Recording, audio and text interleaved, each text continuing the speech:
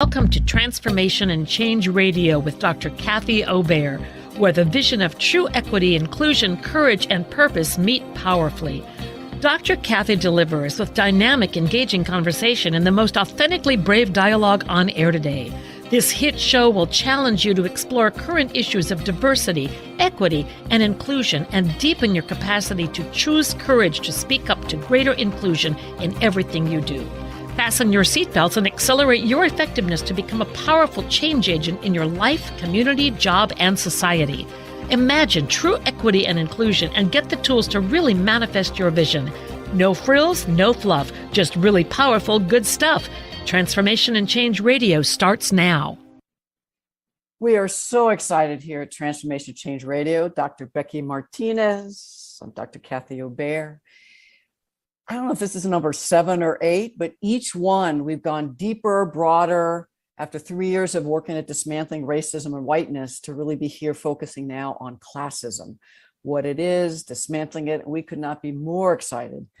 Evangeline Weiss here from Beyond Conflict. We are so excited you're here. Woohoo!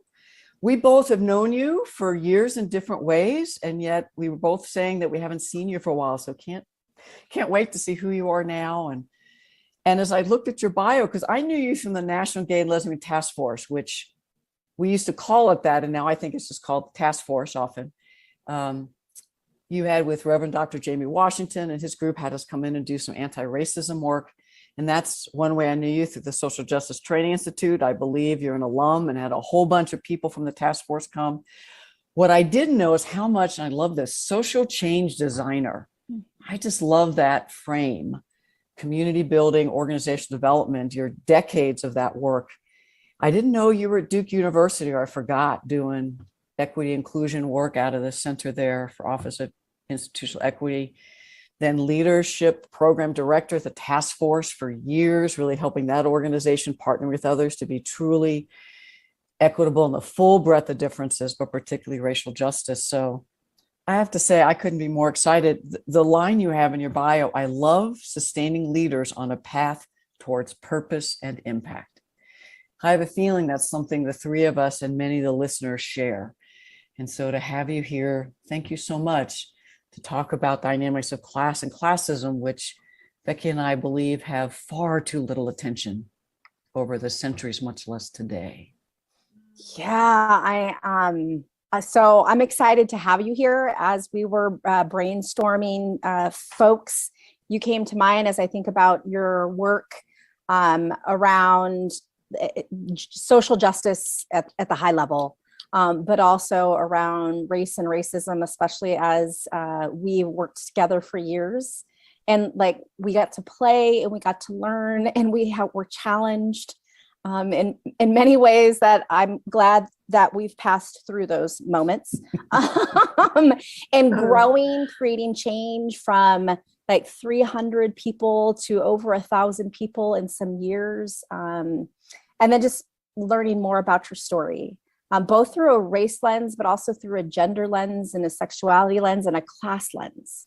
So I'm excited, as you said before we got on, I saw you feeling your chest, right? And the anxiousness that can come and the joy that can come and excitement from this thing that we call class, and are part of it every day, and it's part of us, and yet we don't name it. Yeah. And so I know you enough to know how your body's like, whoo. Even that. Yes. So I want to start out by, we want to again, thank you. And as we start out almost every interview or every conversation, is tell us a little bit about your class story. Thank you. It is so great to be here. It's wonderful to see you both. And I love this question. It's become really a center. Thinking about class has become a more centered question in the last few years for me as I do racial justice work with white people. And my class story is probably not that unusual. I grew up in Westchester County, north of New York City, upper middle class family, Jewish, progressive family that really saw their activism as writing checks to the NAACP and the ACLU. So very like philanthropy minded in terms of a class analysis, but very distanced. And we used to drive into the city to my aunt's apartment in the West Village and have that experience of like driving through the Bronx and my mom being like, okay, girls, make sure your doors are locked.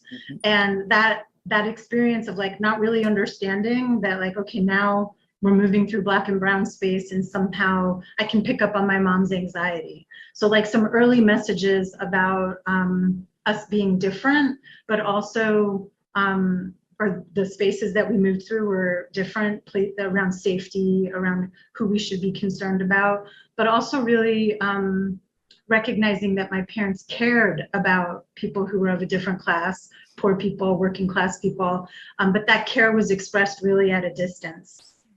And I'm 55, so Richard Nixon got elected when I was a little kid, and my parents decided that they wanted to leave the country. They had a lot of wealth. They had each inherited a lot of wealth, and they ran a travel agency in Westchester. And when Nixon got elected, my parents decided to move to the south of France. So for 10 years, I lived in a Roman, like walled village in the south of France where there were no cars, and it was cobblestones and centuries old buildings. We moved there with my grandmother. And I grew up speaking French, and my sister and I would run around in Valbonne, and we were like les Américaines, you know, the little American girls. And really, my understanding of class there kind of, as a child, I have language now to describe it. As a child, I don't think I had any kind of analysis. I just knew that we moved in spaces that were very fancy, where I had to wear fancy clothes, and I had to learn, like, there were lots of forks and lots of knives, and there was a lot going on the table. And then I also moved through spaces that were, you know, running through bamboo forests and holy pants and, you know, being kind of a wild child, and didn't have much of an analysis of like the private school that I went to or the things about that experience that were different. Meanwhile, in grown-up land, my father lost his job and my parents struggled to stay in France. And so when I was 13 years old, we moved back to the United States. And that's when I went from, I think, being an upper middle class person to just a middle class person. Both of my parents worked. My mother did not work in France. She was taking care of her mother, my grandmother, who lived with us. And when we moved back to the United States, we moved to Westchester County. And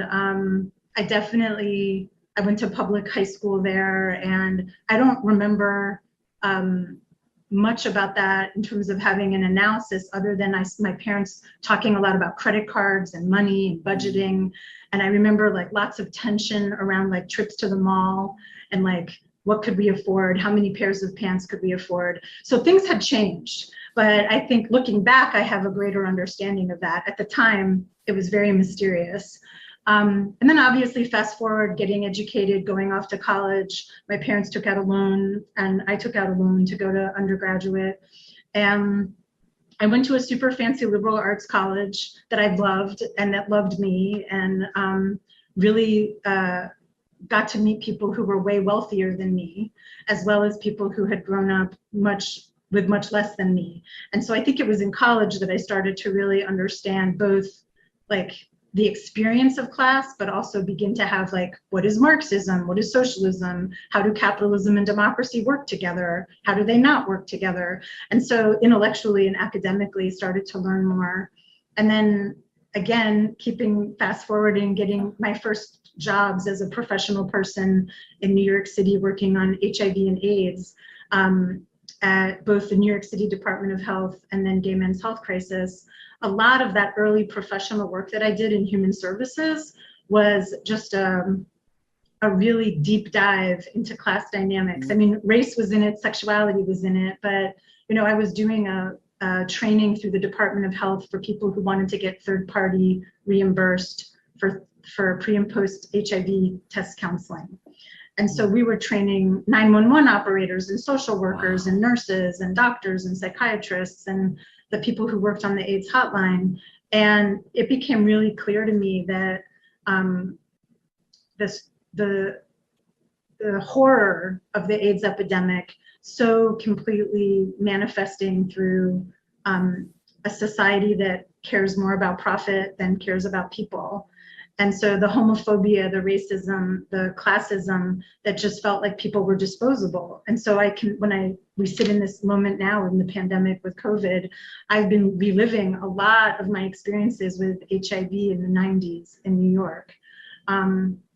So, I mean, I've started now, I'm just gonna end, I don't know how much I want to keep going, but like the place I've landed now in doing white people work, a lot of white people work in my racial justice work is really helping white people to understand how much our understanding of whiteness and race is about our class experience. Like, I know that my white person experience is really different than so many other white people's experience. I mean, I had a foreign country, I had parents who valued being multilingual. I went to a private liberal arts college. Like, I was not crippled with debt when I got out. Like, there's just so much about being white that is particular to my story and other upper middle class and middle class people.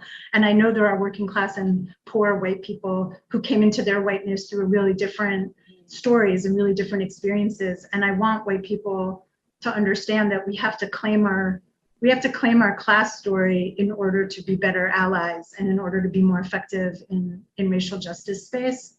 So I've been doing a lot more of that work in the last 5 years, and I'm sure we'll get into it. We'll talk more about it, but that's a little bit of what I can remember of my class story right now. Mm. Oh my gosh, we could do episodes and episodes. I want to be like, oh, so talk to me about this and talk to me about that. And I guess we will save some of that for another time and then some of that for now. I'm curious to know how, and you talked a little bit about your, like the messages you received, some of those, how do other messages and those still show up today in you and how you navigate, how you do work, how you parent, how you partner, how you be? I'm curious. Yeah, I mean, I am so much more aware today of the particularity of how money impacts all of us, all of our decisions. Like, as I was thinking about getting on having this conversation with the two of you, one of the things that comes up for me is ease. Like, I have so much ease. I have oodles and oodles of ease in terms of food, in terms of leaving my house, not leaving my house, how I navigate the world, where I go, how I gift, when I gift, how I define my work, how I think about my worth. So how I define my work and how I think about my worth. All of those things are so impacted by my money story today. So I'm trying to think about like being concrete. I had a birthday party recently, and I haven't seen my friends in 2 years. Like, we've been my wife is immune compromised, and I've been hyper vigilant about COVID and really have been a shut-in. Like, Zoom has been my life. And I decided, worked with her around precautions and how we could do it. And we invited about 15 of my friends to come hang out in the backyard. This is a couple weeks ago. And I have friends who span all kinds of diversity, race, gender, sexuality, class. And I wanted to have a meaningful conversation at my birthday party. I didn't want to just get together and drink and eat. And I don't know if it's the facilitator in me or if I was just hungry for like getting this beautiful group of people together and wanting to do something more meaningful. Maybe it's because we're living in like dumpster fire times. And so I came up with this idea, and I want to walk it through with you because I think it's totally it's such a great story for like my money, like my inner dialogue around money.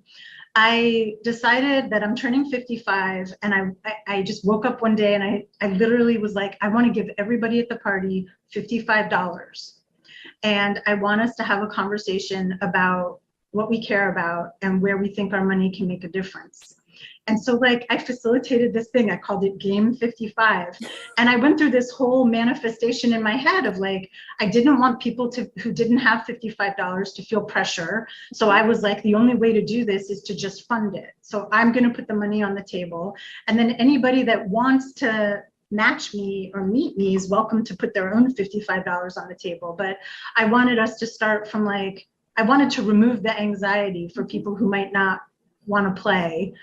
And we broke up into small groups and we did 3 rounds, and people talked about what was important to them and where they felt like money could make a difference in their communities. And then we came back together and we shared. Then we went back into small groups and tried to like come up with some consensus. And at the end of the like 45 minutes or whatever it was, we decided that we were going to split the money between a Black organizer who lives here in North Carolina, who's struggling and has to move from one place, has an unstable living situation and needs to move. And that the other half of the money was going to go to a mutual aid group here in Greensboro. And I did not do an evaluation. I didn't send an evaluation out to my friends, but like, it was I was so hung up in my head about like, what it was going to feel like to ask for this from my friends. And these are people who love me. They know me, they know my heart. And I still felt like this was a big deal to ask people to talk about money and where they would put it. And I did provoke the group to say, like, if it was your $55, you know, like, how much is this different because it's someone else's money that we're talking about? And I don't know, I'm not sure this is kind of getting at your question, but it's like, I'm very aware, 15 times 55, like, that's what I wanted to do, to have this experience with my friends. And I don't know, I mean, about half the group matched us. And I know that the Black woman organizer who received her half of the money, was incredibly grateful for that. But she was like, what do I say? What do I do? And I was like, it's totally okay. You don't need to say or do anything. This is like to make your life, to give you more ease in your life. Like, I want to transfer ease from my community to your community. And I think I'll just pause there as like an example. I know my wife and my son were like, what are we doing? Why aren't we just gonna like light a cake with some candles? Like, what is this? Yeah. First of all, that sounds very you, and happy belated birthday. Because I'd be like, where's the cake? Well, and that story has so much more than just money involved, right? More than financial capital, which is where we often talk about class, but it is the social capital and the cultural capital. So like the layers of capital and the thinking and the feeling about it. And what now I'm going to take with me and use, because I don't think we've heard the word, and I haven't in the work that I do, even around class and classism, is ease. Like, that has captured me. Because we often talk about it as privilege and access, but ease just makes it feel even more, I don't even have a word for it. Yeah. Navigating these different arenas of our lives and our bodies with ease. That almost has me like, I don't have any words for it. The way that it lands. Less stress, less illness, less physical impact, just to have peace and ease. I know I've been wanting that in my life. I hadn't quite connected the dots. So thank you, Evangeline, of how much of that is because of my class privilege, race privilege, and I could keep going. Our listeners might need a breath. Yes. Your story is fabulous on so many levels, the life as well as this birthday one, and the ease with which you talk about class, even though I don't know what's going on inside, seems different from people that I'm with, hang out with. And so what got my attention was people are expendable.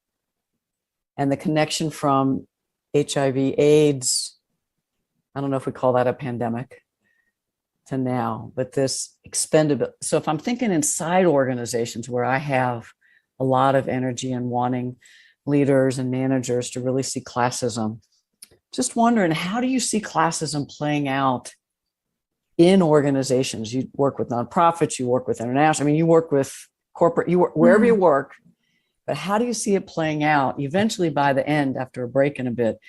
We'd love to hear some strategies that you've seen or you're doing. So beyond just the what is classism in organizations, as subtle and insidious as well as the blatant, and then always are looking for what's possible or what do you see? But let's start with, what have you seen? Well, there's definitely a way in which white supremacy culture and classism are so intricately woven together. Oftentimes, I know you probably do this as well, but when we unpack professionalism, it's so laden with expectations that are based in middle class and upper middle class values, things that people learn in graduate school, the presumptions. And I think that just kind of flows through nonprofits as like what it means to be a good organization, what it means to be a right organization, a deserving organization. So from the HR perspective, like so many of our standards around communication, around professionalism feel to me embedded in classism. And I think it's really challenging to kind of put the mirror up to an organization and say, like, well, what would it be like if it was totally okay for people to use emojis in their emails? Or what would it be like if you get the gist of the sentence and the grammar isn't correct or there's a spelling error, like you understand what the person was trying to say. So like, is that really problematic? I mean, if you don't understand what the message is, then yes, we need to go back and maybe outward facing versus inward facing, but like really diving into some of the ways that judgment just exists. And we rationalize that judgment by using terms like professionalism. The other place that I see classism just all over the place is in fundraising. And organizations that, and this is true for universities, nonprofits, like the way in which fundraising and philanthropy really focuses on like major donors and like networking with rich people. And what I think organizations forget is that who funds you is who owns you. And if the people that you're accountable to that own you are rich people, your major donors, and the institutional givers that are supporting you, then how are you accountable to the poor people? How are you accountable to stakeholders who are not major donors? And when I work with organizations and I try to help them develop a stellar grassroots fundraising strategy, there is so much class work that has to happen for people to believe in it. I mean, even when Obama ran for president and did the $5, $20 gifts, and political fundraising changed so much, that there was so much energy in the country around that, right? That he could see all these stakeholders representing a broader class spectrum. And so I've really been working to like help organizations recognize the classism embedded in their fundraising.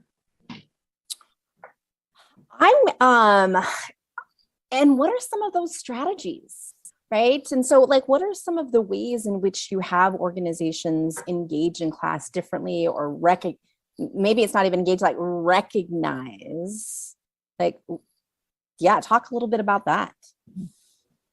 Absolutely. I mean, getting a board together or a staff together to tell their money stories. So the money story activity, and having people recognize their relationship to money and some of the assumptions that they're making about who has money and who doesn't. Because I'm sure you know that when you look at the research, working class and poor people, if you look at what they're giving in terms of, if you broaden giving out beyond money, there's way more generosity. So it's a really interesting moment to confront as an organization that you're basically saying there's this whole subset of stakeholders that you're going to turn your back on. And people, of course, don't want to do that. They want to see themselves as serving their whole community. So then really strategizing with like, well, what would it feel like to have a $5 campaign? And what if you had 2,000 people join your $5 campaign? And how much effort would that take? And then you have 2,000 people on your list, 2,000 more people who care about your mission, who know what you're up to. So I think it's requires some training. And then I think it also goes with the story of like people who want to diversify their board, right? So that's kind of how I backed into this conversation, was that I had a lot of conversations with white board members who were like, well, we want to diversify the board, but we need people to be able to make the give get. And then I would say, okay, well, do you really? Yeah. And like, how can we talk about what it means to bring up, like, what is the value of this perspective? They may not be able to make a $5,000 gift, but they can open up a world of education and experience and perspective to this board that no one else here can do. So how do you put a price tag on that? Yeah, that is a great suggestion. And I'm going to incorporate some of those suggestions. We're going to go on break.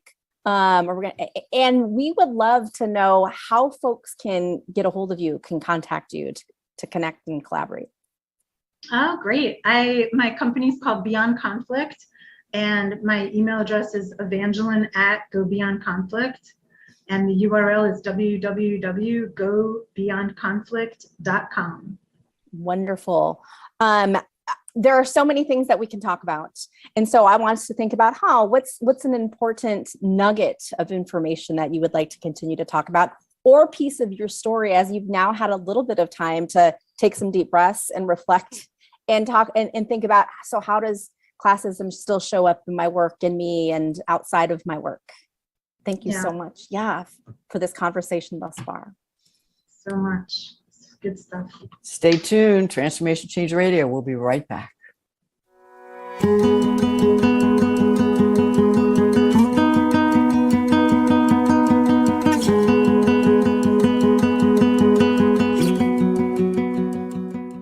You're driven, and it totally shows. Your career is taking off, you're killing it in the mom game. But did your health needs make it on the plate this week? Tune in to Boss Up Babes, where Carissa Adkins helps babes show up, boss up, and thrive. Every second and fourth Tuesday at 12:30 p.m. Pacific on TransformationTalkRadio.com. Become the boss babe you were meant to be. To sign up for one of Carissa's group coaching programs, visit 365dailyhustle.com.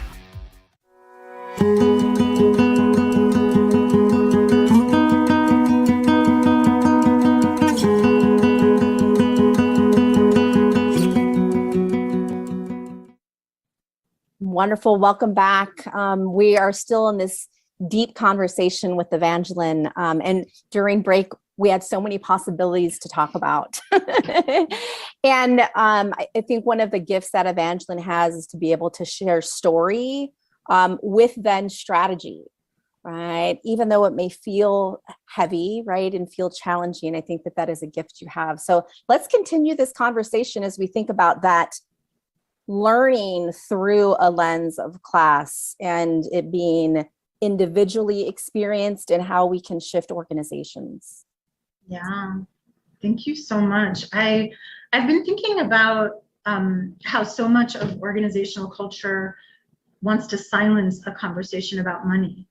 And there are actually organizations where in their personnel manuals, it's forbidden for people to share how much they make and for them to talk about their salary. And it's something that I've encountered. I've been in many of the organizations I've worked in have been union shops. So the labor movement is a place where this conversation is happening. The conversations about money, compensation, class are alive. But as we know, unions are also really struggling because there's a lot of momentum and organizing to shut them down. I worked at an organization for a while where we had a labor union and we were trying to, it was when COVID started, we were trying to figure out if there was going to need to be layoffs and how to make decisions about what we were going to do as an organization because of the pandemic and the stress on the organization.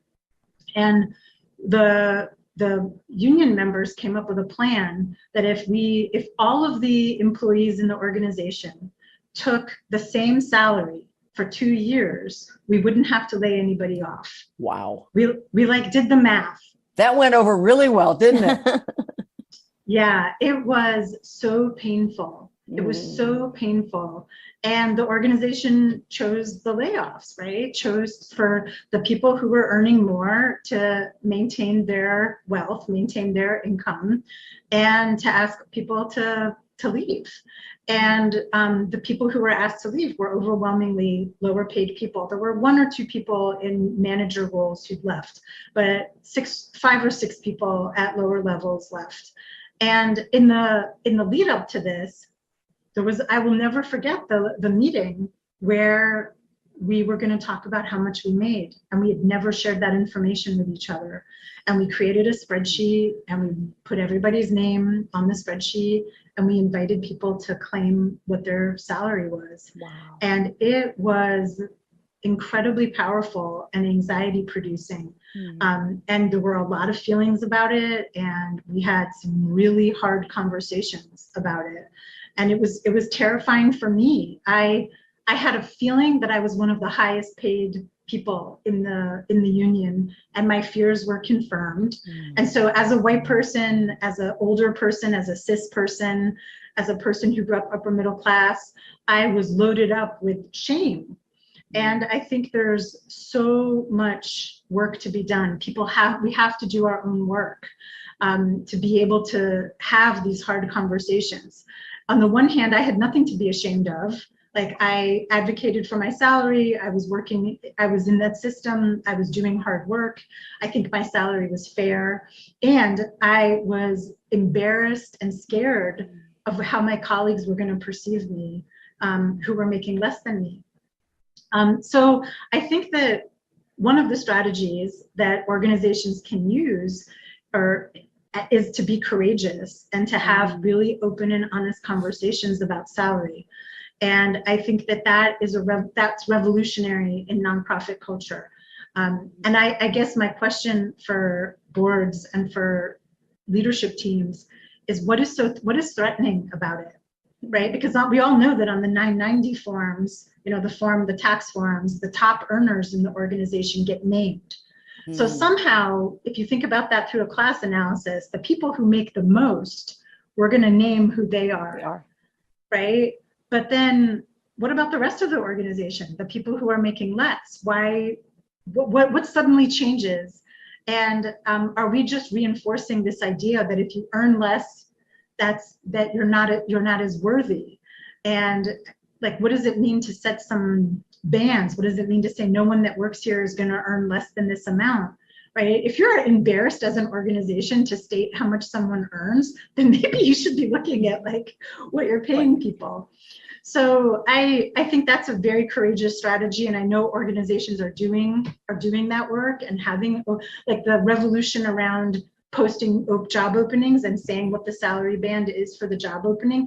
And there's been so much advocacy on the part of poor people and working class people to say, I'm not applying for the job if I don't know. Like, I think that's an example of advocacy that the margin has done to say to the mainstream, hey, you better accommodate us and tell us what's going on here.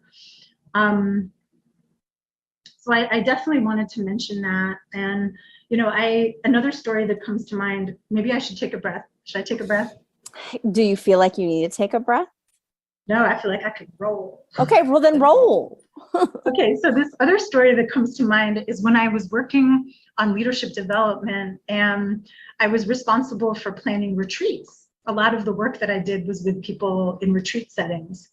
And we did a retreat for some leaders at a retreat center that was very rustic in nature, out in the middle, an hour and a half from a major metropolitan place, an hour and a half from the airport.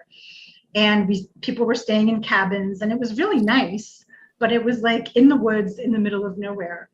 And the first night, people put their stuff away, and then we're all going to come to dinner, and I'm in the dining room, like working with the cooks to make sure the food's on time.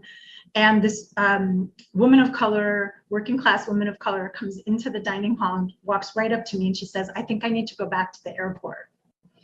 And I was just so concerned, and I was like, please tell me what's going on. And she said, I've never slept any place that doesn't have a lock on the door. And I don't think I can stay here. And it was like this boom moment for me, right? That like never, like I was comfortable in the space. Me, my middle class, upper middle class body, my body was comfortable in that space. And it didn't occur to me to like pan for class. It didn't occur to me to like think about what's it going to be like to be a working class person who's lived in with a lock on their door in different kinds of spaces, right? Rural or urban. And I had to really work with her. And it turned out that in the main house where the dining room was and where the kitchen was, there was a room that had a lock on the door. And so we had her we helped her move her stuff over there and we accommodated her. But boy, did that changed my checklist. That changed my checklist for space. And it was a real awareness of like the ways in which I am loaded up with that ease to the point where I'm not thinking about what is it like for people who have less ease and what are some of the needs and the comfort and the safety concerns that people might have that I'm not tracking. And that's because of my class. Like I was on my journey learning and now I know. Now I know a little bit more, right? Wow. As I hear that, because and I think it is a class and race, gender, and not paying attention. And that is, you've been with us at the Social Justice Training Institute, and that's one of the reasons that panning for us is so critical, right? To be able to pay attention and to think like, oh, what may I be missing? Yes. And then as I hear your story, it is sometimes in our places of ease, we learn at the expense of. Right. Exactly. Right. And how do we like engage that in our organizations? Like, how do we talk about those moments, those hard, difficult, courageous moments? And the salary moments, which are courageous, particularly because we're socialized and we learn not to talk about money in direct ways. Like we talk about it all the time. And I know within higher education, like folks lose their shit sometimes because in public institutions, the salaries are posted. Like you can find them, you may have to do some digging. And some people are like, that's why I don't want to work at a public. That's why I want to work at a private. That's why I want to work in this type of industry so that people may not know. And it's usually the people who are earning higher salaries that don't want to know, right? Like, you know, it's those lower salaries. Like, I don't give a shit if you know it or not. Right? I'd like it to be more. But in those higher salaried ranges, the discomfort that we have, even as you said, even given all of your work, right, and your dedication, there was still anxiety and unease about people knowing. Yes. And how shame and guilt can be a part of that. Yeah. So new insight, Becky, shame and guilt and arrogance, entitlement. Because if I'm talking at the group level, not about you, Evangeline, but if folks upper middle class, more wealthy, only had shame and guilt, then we would change our individual and collective behavior and have resources, realize that actually these resources, they're given to me from a classist situation. And I worked hard, but so does someone who literally was outside going through the dog park and cleaning it up this morning. And actually that was harder work than I'll do probably the entire week I'll put together. The other thing that got me with your story, and there's so many, but one was that, and I relate to this, I made decisions for other people. So I've planned leadership retreats, and to even ask that question for folks listening, to say it again, of having everybody say, these are the places we're thinking of going. What could be some comfort, safety needs that we're not thinking about? It's just good planning, much less it's with a class lens. And in this case, race, gender, and others. The other thing it ties for me is, and you said it early, you said, I know my worth. When I hear that from my class growing up, my worth is how much money I make. And so I wonder how much this ties back to folks who are making 6 figures and above, because I don't know if that's the cutoff. 80,000 and above, depending maybe where you live, they're like, oh no, I worked hard, I earned this, I deserve it. And if you make it public, then people will question if I really earned it or I'm worth it. So how much of our class self-work and our privileged identity is self-esteem, who we are, regardless of how much money society says they're going to give us. Those are some random thoughts. Yes, it's the silence around money is really deafening. It's really painful, and I think there's so much benefit that organizations can have being honest about the budget, being transparent about budgets, being transparent about salaries, helping all of the employees, not just the leadership team, understand what it means to create the budget, what it means to make decisions. And I think that's a place where organizations have opportunity to get more investment, more buy-in from program staff, more buy-in from operations staff. If we know, here's what we're working with. And it was so heartbreaking to watch an to really want to have that conversation and be ready for it and engage with it, and just recognize that there was so much fear. And I think that even like my birthday party example, it's like I'm trying to build this muscle of becoming more comfortable talking about money in my personal life, so that I can be more comfortable talking about money with my clients, so I can be more comfortable talking about money as a coach working with people. And I think there's so many opportunities. So you may not want to start, negotiating with your boss or forming a union, or like there's higher stakes places to agitate. You may want to just start with having conversations with your kids or your neighbors. If you have a tree that needs to get cut down and one neighbor has more resource than the other neighbor, like, do we have to split it 50-50? Maybe that doesn't make sense. Maybe one neighbor has more money to put towards cutting the tree down. Like, I'm just using that as a silly example. But there's like so many assumptions that we have in our day-to-day life about what it means to be fair and to share the responsibility. And we avoid the conversation about what people are bringing to the table because it's embarrassing to get into the details of like, well, I could bring more to the table. Yeah. I'm curious to know, what are other ways that classism shows up in organizations that aren't directly tied to money, right? And so you talked a little bit about professionalism, right? And how that may not be that doesn't necessarily have to center around money if we have knowledge around, if we have networks and connections around how to show up professional, right? So I'm curious how you see classism exist beyond money or in addition to money as you navigate and as members navigate being part of organizations. Yeah, thank you. I think that there's some things coming up for me around the different roles that people play and the different assumptions we have about role. And I think that classism can express itself around expectations, like how clean the break room is, or who's responsible for tidying up. Yes, and yes. I think we've all seen examples of like, oftentimes the lowest paid person in the organization is the person who's in the break room cleaning the microwave. I don't think that's a coincidence. I don't think that's an accident. And I would also venture to say that 9 out of 10 times it's probably not in their job description, right? So it's like there's this presumption of like who's gonna stay behind and clean up, who's gonna be there early to set up. And that is so often determined by how much status you have in the organization, what your positional power is, which, extrapolating back down, like is more often going to be a white person, more often going to be a person who has a graduate degree, not exclusively, but oftentimes the person with the most status is not the person staying behind to clean up after the meeting. Yeah. Other examples around dress, around language, boundaries. I think that there's this interesting way in which people don't, my experience as an upper middle class person is that there are times when I feel like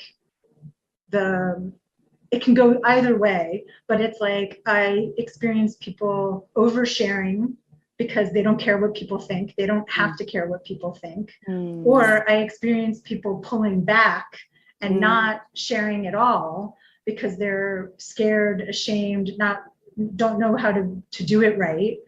And so I think there's ways in which I think maybe that's elitism or maybe it's classism, not really sure what the difference is sometimes, but those group dynamics where just how do you relax, right?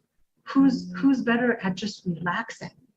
And maybe that's a numbers game, right? Of like the majority of the group is working class, so it feels like a more working class vibe, or the majority of the group is upper middle class and they're setting the tone, determining the vibe, and oftentimes doing it without any kind of no self-referential, no understanding of what's happening. Like the vibe is created, and then what are we going to do about that?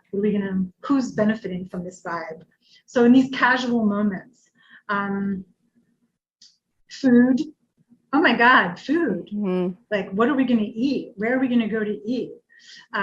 Class shows up in a minute in that conversation. How do we split the checks and all that good stuff? Yeah. So I think those experiences affect a person at work.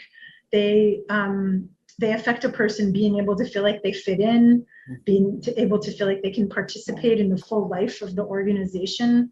And I think that, again, circling back to do your work, if you're leading or you have positional power in those environments and you don't have a class analysis, you might attribute these dynamics to like personality, individual personality, as opposed to the systems that are operating for people, the group identities that are operating for people. I just flashed the last place. I'm sorry, Becky. No, go ahead. Last place I worked inside, never occurred to me invite the administrative assistant out to social hour. Invited peers who were the leadership team as well as graduate students because we were in a residence hall. Never occurred to me. And then how many times in meetings are folks in different roles, status roles, invited to meetings? Even the word invited, are they a regular part of meetings with 2 and 3 layers of quote managers, but not asked to take the notes? They're there to provide insight because they're the implementers of decisions. So can they be involved in decisions and not just told about them? So many ways. Yeah, so many ways. And I thank you for the, some people would name them small examples. And yet they're not. Like, they're such big examples and so blatant. And I think one of the nuances also is what folks, so people may have positional titles and may have particular salaries that are 6 figures plus, or as Kathy says, that 80,000, whatever may be higher for your area of living. But what I often find is the nuance of your class of origin too. And so there could be like the VP, who earns and has the title and the money and that is in the room and that gets the authority and is looked for the knowledge, also could be the one at the end cleaning up the coffee, right? Like cleaning up the coffee mugs that people just left there. And then some people notice that, like, well, why are you doing this? Right. And there is this like tug around, can I and should I? And there would be no other option. Like, you all aren't cleaning up after yourself. So of course I'm going to do that because that is what I knew and what I see. And how do we really in organizations talk about those dynamics? Not just the dynamic of the current class, but that class of origin that may find that tug, and of the expectations or of the language or of the dress, because it's like complex and it's messy and it's delightful. You were talking, Becky, I flashed, it was probably going to be folk of color or white women who stayed after. And the cost to them for their other colleagues who were not then judging.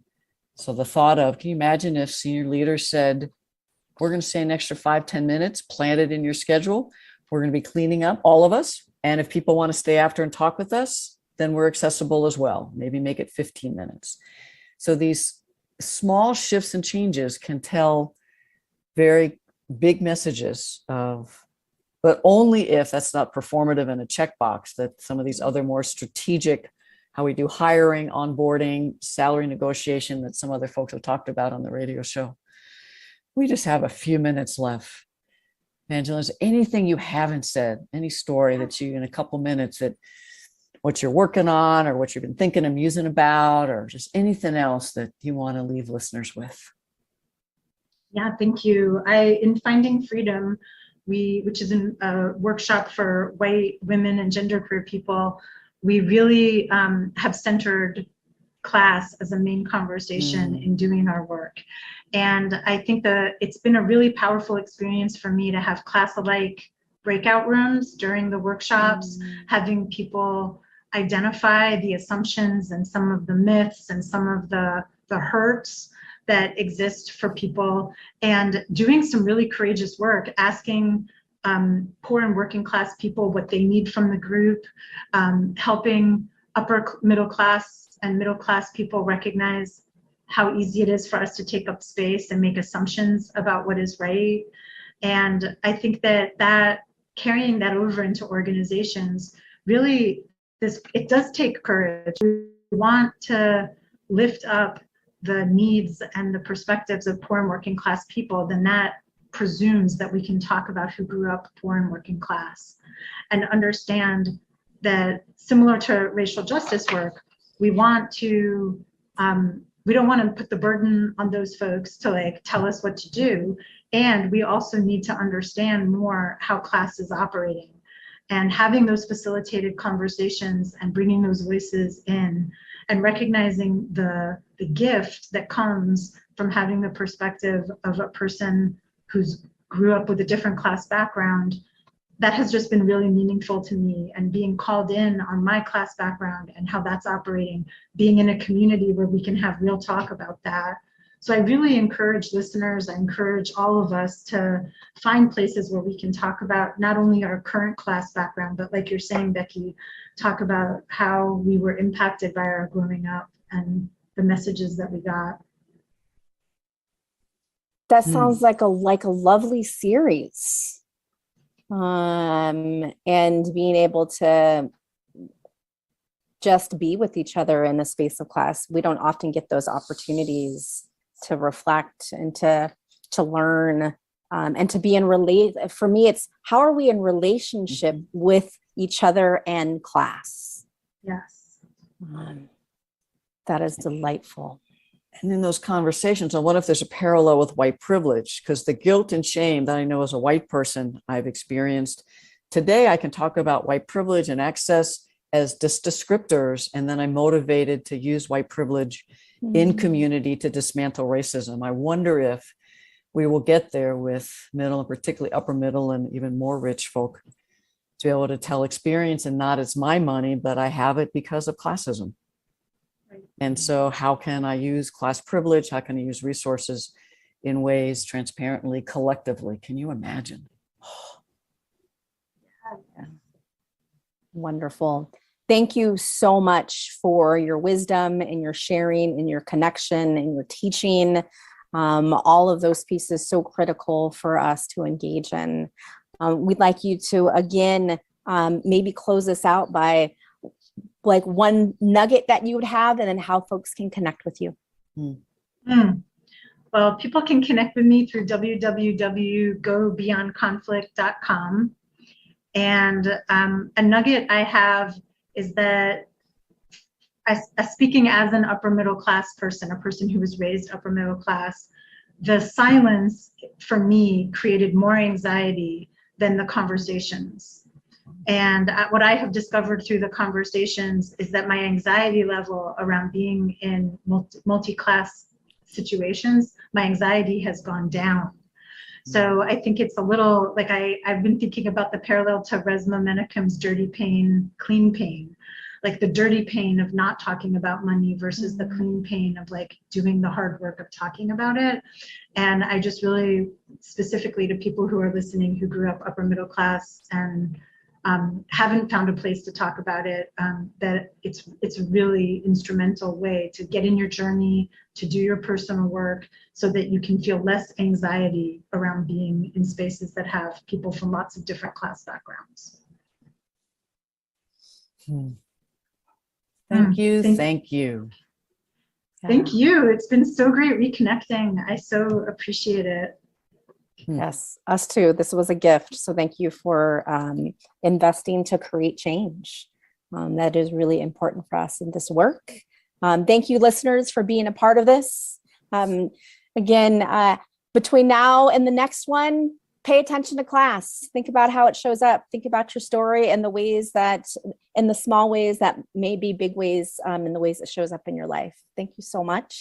Transformational Change. We'll see you next time.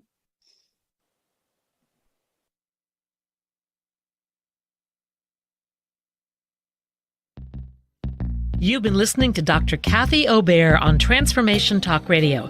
Thanks for tuning in, and be sure to catch us next time as Kathy inspires listeners to become agents of change, motivate, innovate, and speak truth to power. Step into the courageous you that will change the world.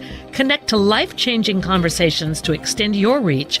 For more information on Kathy and her work, please visit drkathyobear.com. That's drkathyobear.com.